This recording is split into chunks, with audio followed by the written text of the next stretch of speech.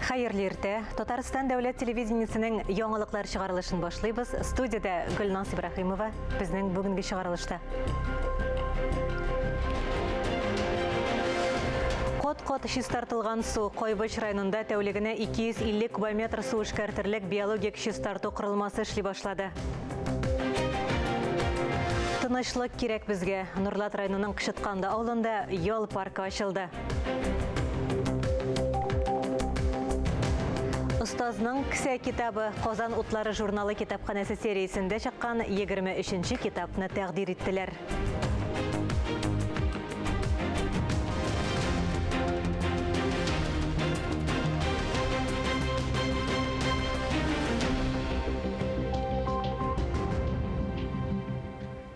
Бүген Татарстанда все свои барысы да үзебезнекеләр марафоны уза. Ул махсус хәрби операциядә катнашучыларны, аларның гаиләләрен, социаль хезмәткәрләрне, хәйрия оешмаларын берләштерә. Шулай ук контракт хезмәте экспертлары туры эфирда контракт хезмәте турында тулырак сөйли.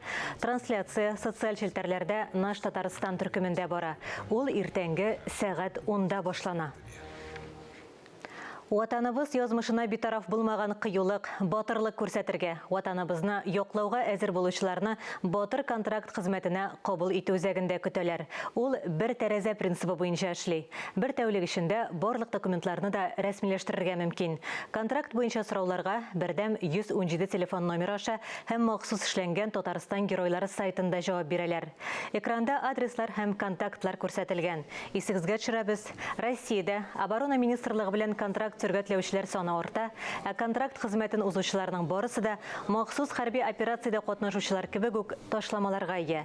Контракт төзегәндә бер тапкыр түләнә торган акча күләме 195 мең сум, махсус операция зонасында булганда ай сайын 204 мең сумнан башлап түләү каралган. Татарстан гидрометео үзәге һава шартларының начарлануы турында кисәтә. Бүген республикада көчле шторм игълан ителде. Җил тизлеге секундына 28 метрга җитәргә мөмкин. Гадәттән тыш хәлләр министрлыгы машина йөртүчеләргә шәһәрдән ерак бармаска, дистанцияны һәм тизлек режимын сакларга киңәш итә. Җил көчәйгән вакытта ачык балконнардан һәм ишек алларыннан предметларны алып куярга, тәрәзәләрне ныклап ябарга кирәк. Нык булмаган түбәләр, чиреп беткән агач кәүсәләр янында транспорт белән туктап тормаска һәм машиналарны калдырып китмәскә киңәш ителә. Соңгы 10 елда республикада 35 районда су чистарту корылмалары сафка баскан. Әлеге исемлеккә шушы көннәрдә Койбыч районында кертелде. Бу хакта тулырак Мөршидә Җиһан репортажы. Бүген Койбыч халкы өчен бик әһәмиятле көн менән монда күреп торасыз. Чистарту җайланмалары өчен шушындай бина эшләнгән. Олы Койбыч читендә калкып чыккан яңа бинаның эче тулы автоматлаштырылган техник җиһаз, аның ничек эшләве куәте турында тантаналы ачу вакытында җиткерелде. Җирле хакимият вәкилләре, кунаклар һәм тармак белгечләре катнашында узган чарада чыгыш ясаучылар су чистарту корылмаларының Койбыч районы өчен әһәмиятен искәртте. Гади халыкка бу чистарту корылмаларының файдасы бик зур. Беренчедән, гади халык выгребной ямалардан китә.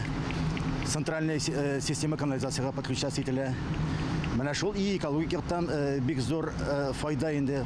Файдалы хезмәткә көч куючыларга рәхмәт хатлары тапшырылды һәм Альберт Рәхмәтуллин район халкы исеменнән юынтык суларны чистарту объектын төзүдәге ярдәме өчен Татарстан рәисе Рөстәм Миңнехановка рәхмәт сүзләрен җиткерде. Олы Койбычта барлыгы 7 чакрым канализация торбалары сузылган. Бу әле тулайым алганда район ихтияҗын 20%-ка гына каплый. Өстәвенә сафка баскан һәр тармакның әзер белгечләре булу шарт. Безнең бөтен авырлык шунда, урыннарда яхшы специалистлар табып, шулар белән тәэмин итү. Мәктәптә бит һәр вакыт директор бар, завуч бар, а очистной сооружениеларда безнең улай берләр юк. Без даже мастер уровеньда даган бунда кеше белән тәэмин итә алмыйбыз. Менә беренче читенлекләрнең берсе шушы. Икенчесе химия күп бит инде. Һәрбер шәхси хуҗалыкта дип әйтик инде. химиялар белән куллана торган кешеләр күп. Стиральный машинадан чыга, шулай бит. Аннан соң теге кайсы бер кешеләр машина ремонтлыйлар или жуалар керосин белән. Аларны тоже шунда раковинага ташлыйлар. Аннан раковинадан ул монда очистойга төшә. Менә бу әйберләрне тәртипкә кертәсе иде. Аннан соң бик күп инде монда хәзер алып киләчәкләр авыллардан. Жидкий бытовой отходы дип атала инде ул. Аларны дөрес итеп тапшырырга кирәк. Кайбыш районы бу төр читенлекләрне алдан күреп, мөмкин кадәр белгечләр мәсьәләсен хәл итәргә тырыша. Дөресен әйткәндә, ул күп җирдә дә кадрлар җитмидер инде. Бездә дә бераз гына бу мәсьәләдә сораулар бар. Кадрларны өйрәтәчәкбез. Инде команданы җыйдык. Кайсы бер автоматикалар, бик кыен автоматикаларын республика күләмендә договор нигезендә бирәчәкбез оешмаларга. Булай, минемчә, мотор иттереп өйрәнербез. Өйрәнә белә кайбышлылар. Максат куйган икән ирешә торган район ул. Югыйсә оешкан елларында җыелыш үткәрергә кайткан Илдар Гыйлметдинов утырырга урындыклары да юк иде дип искә ала. Бер юк иде, бер нәрсә юк иде. Инде менә бүгенге көндә кайбы шуның кадәр моторая, зурая, күп кенә бөтен программаларда катнаша. Безнең җитәкчебез Рөстәм Нургалиев үзе авыл кеше булганга, ул авылга нык игътибар итә, нык теге ярдәм итәргә тырыша һәм күп кенә программалар менә кайбышта тормышка ашырыла. Юллар булсынмы ул, менә бассейн булсынмы ул, яки анда культура шартлары булсынмы ул. Барсы да әкреттен генә монда барлыкка килде һәм бүген кайбыш иң матур район үзәкләренең берсенә әверелде. Су чистарту җайланмасы биологик чистарту корылмаларын яңарту республика программасы буенча төзелгән. Ул тәүлегенә 250 кубометр кулланылган суны кабул итеп чистарта ала. Дөрес, әлегә аны тулы куәткә эшләтеп булмый, чөнки күбесенчә дәүләт оешмалары биналарына хезмәт күрсәтелә. Шәхси хуҗалыкларны биологик чистарту торбасына тоташтыру киләчәк эше. Аның өчен кайбышлылар махсус коллекторлар төзергә ниятли. Мөршидә Җиһан, Альберт Сафиуллин, Татарстан яңалыклары. Авылның үз ял итү урыны бар. Нурлат районының Кышытканлы авылында тынычлык паркы ачылды. Бу көн биредә туып, махсус шул чарага кайткан авылдашлар өчен чын бәйрәмгә әверелде. Җаваплы миссия, ал тасманы кисү һәм башка күңелле мизгелләр алдагы язмада. Брусчатка түшәлгән юллар, балалар өчен уен мәйданчыгы, архитектур формалар, тренажерлар, чарада катнашучылар йөзендә канәгатьлек. Чыгышы белән шушы авылдан булган, хәзерге көндә Казанда яшәүче Кадрия Гайнетдинова биредәге үзгәрешләрне авылның матур киләчәгенә ишарә итеп кабул итә.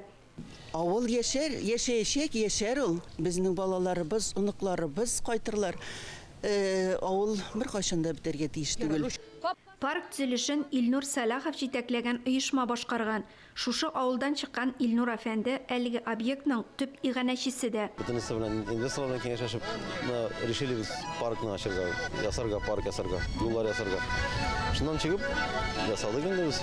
Алга таба чара Мәдәният сараенда дәвам итте.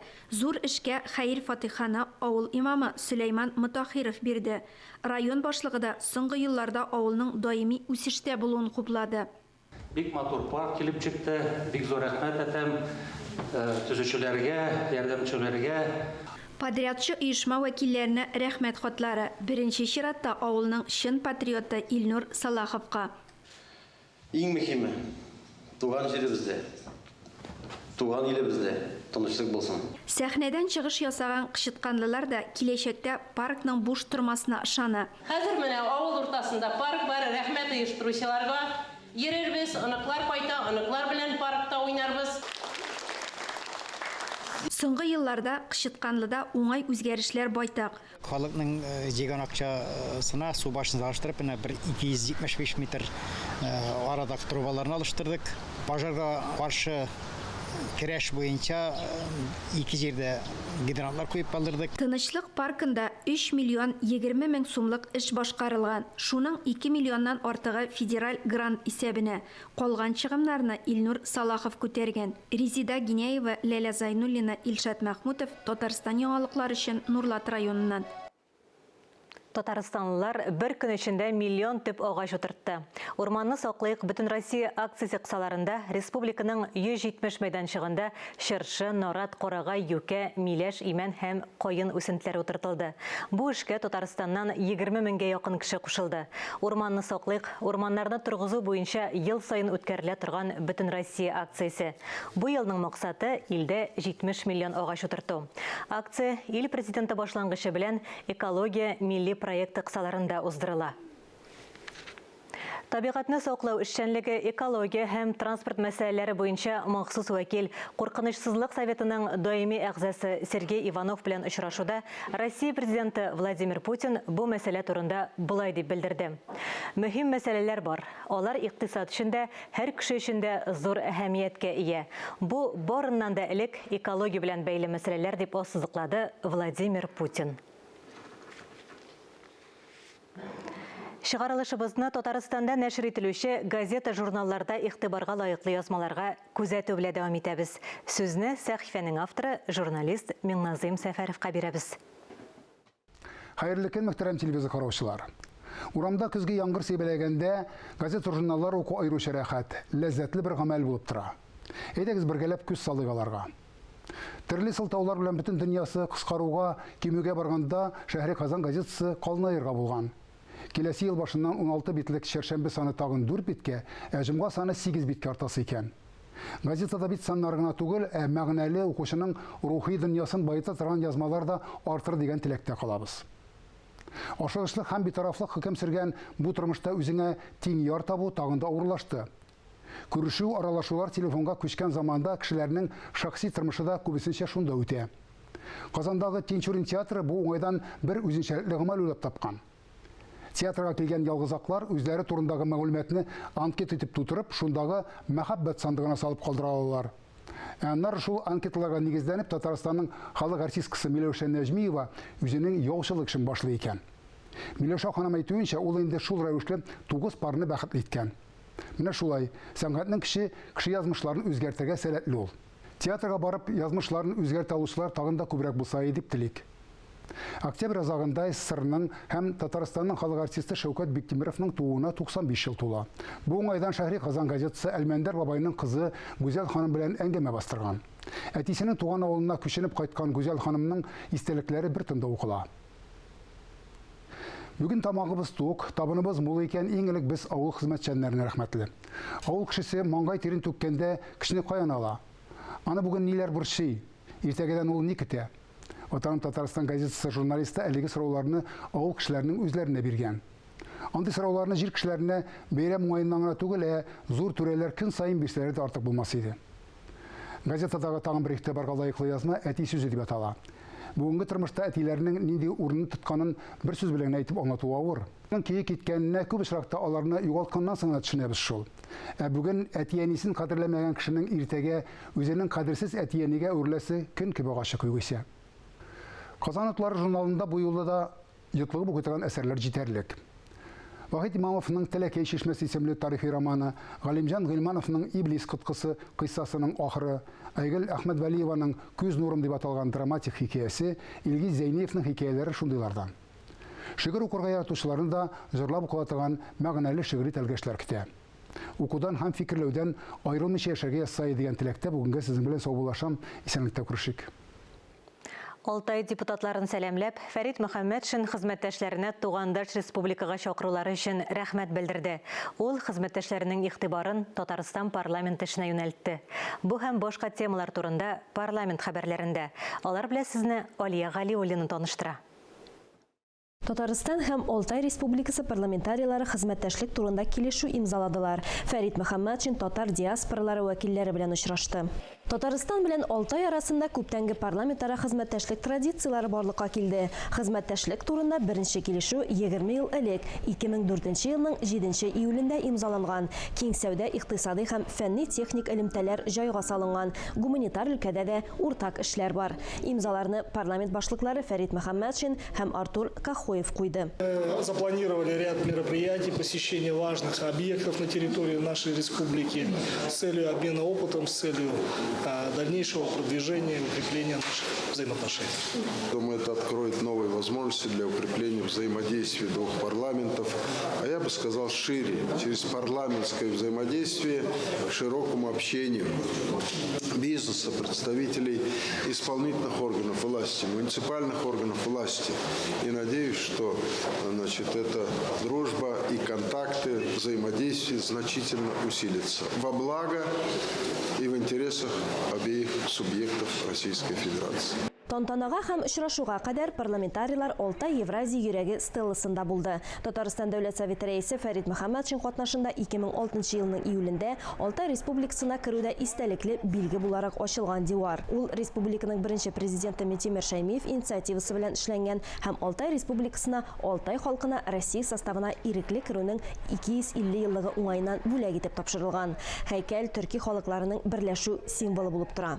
Фәрит Мөхәммәтшин Алтай татарларына Татарстанда ватандашлар катнашында үткәрелә торган масштаблы чаралар турында сөйләде. 2022 ел мөселман дөньясында Идел буе Болгар дәүләтенең рәсми кабул итүенә 1100 ел тулу билгесе астында узды. Ватандашлар 12-нче Бөтен Россия татар дин әһелләре форумында катнашты. Парламент җитәкчесе республикада белем бирү һәм тәрбия эшләренә туган телләрне саклау программаларын гамәлгә ашыруга аерым тукталды. Милли мәгарифне үстерүгә аерым игътибар юнәлтте. Тарих, баевицизм. Много народу приезжает, и наши казанцы, татарстанцы приезжают сюда. И туризм познавательный, и туризм лечебный. Дәүләт Советының чираттагы утырышы бу атнада 19 октябрьдә уза. Көн тәртибендә 30-га якын сорау, халык сайланучылары бу ел бюджетына үзгәрешләр кертергә, гамәлдәге берничә республика законнарын төзәтергә, шулай ук федераль хезмәттәшләргә административ хокук бозулар турындагы кодекска үзгәрешләр кертү тәкъдиме белән мөрәҗәгать итәргә ниятли.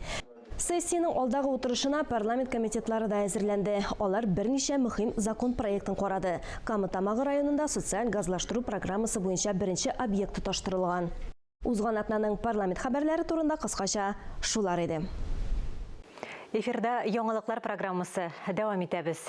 Татмедиа бинасында урнашкан әдәби кафеда профессор, әдәбият галиме, Тукай премиясе лауреаты Тәлгат Галиуллинның «Ана корт» китабы укучыга тәкъдим ителде. Җыентыкка «Ана корт» повесте һәм «Түрәләр сые» хикәясе кергән. Әдәбият әһелләре җыелган чарадан Ләлә Зәйнуллина репортажы.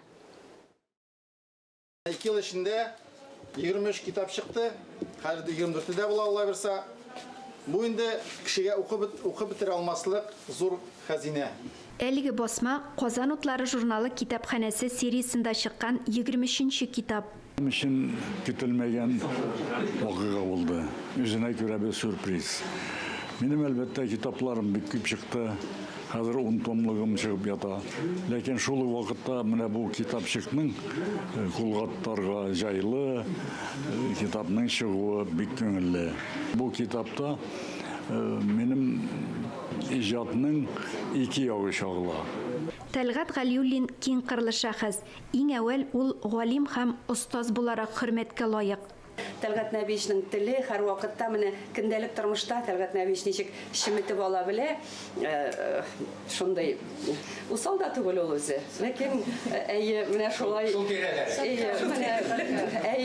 Менә шушындый теле шиметеп ала торган гыйбарәләре чынлап та бу язучының үз стиле булуын һәм бу әсәрдә дә әлеге стильнең дәвам итүен күрсәтә. Марта күченең ана корты чынлап та бик кызыклы һәм әйтик Коръәнгә кадәр кергән бу яшәү рәвеше, гомер тормыш кору системасы дип әйтгәндә билгеле бер кануннарга корылган.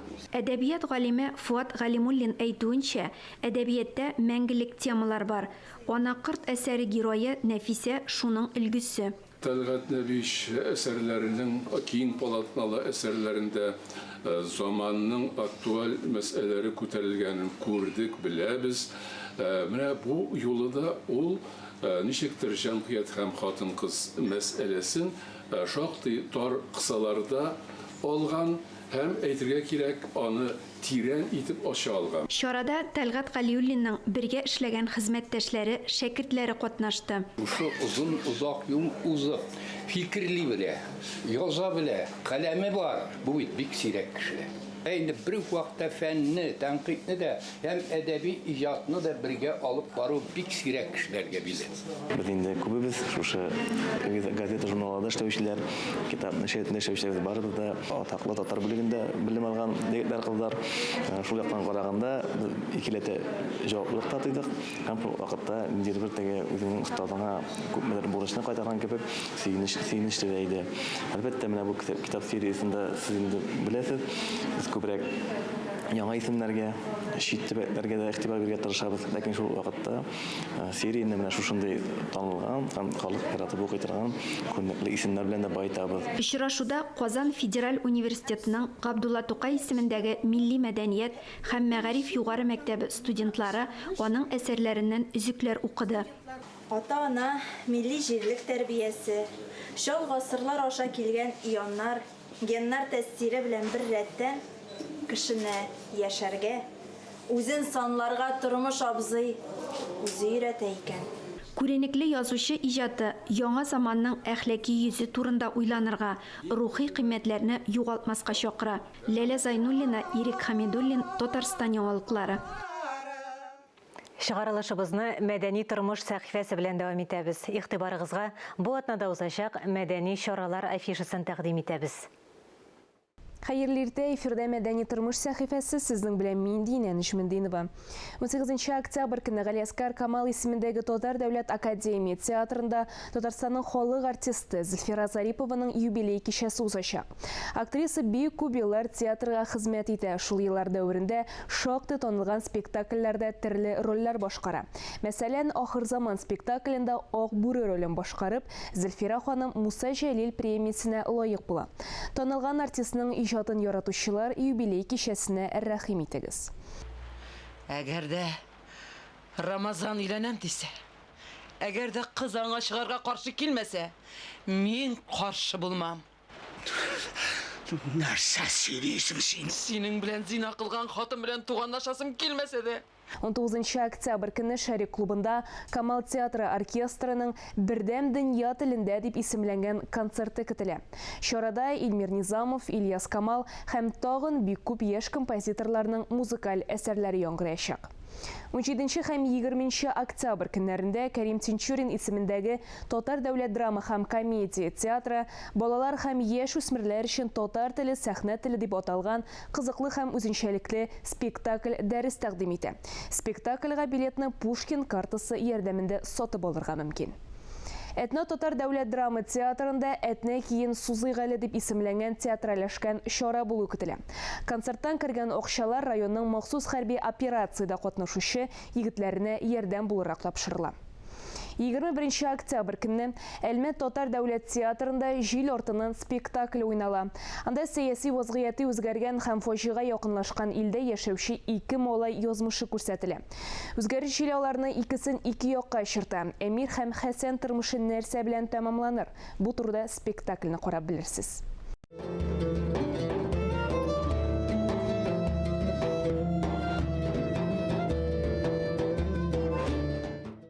29 декабрьгә кадәр Хәзинә милли сәнгать галереясында Харис Абдрахман улы Якупов һәм аның укучылары эшчәнлеген чагылдырган күргәзмәгә чакырабыз. Биредә Фәрит Якупов, Зәфәр Гыймаев рәсемнәрен күрергә мөмкин. 11 октябрьдән башлап Милли музейда Сония беренче татар операсы куелуына 100 ел тулу уңаеннан күргәзмә ачылды. Операга кагылышлы фото, афишалар һәм спектакль программалары белән биредә якынрак танышырга мөмкин. Язучы, тәрҗемәче Шәриф Камал яшәгән, иҗат иткән музейга чакырабыз. Биредә татар әдәбияты классигының шәхси әсбаплары күрсәтелгән. Язучы әлеге йортта 1928 елдан алып 1942 елга кадәр яшәгән. 1950 елда йорт музей исемен йөртә башлый.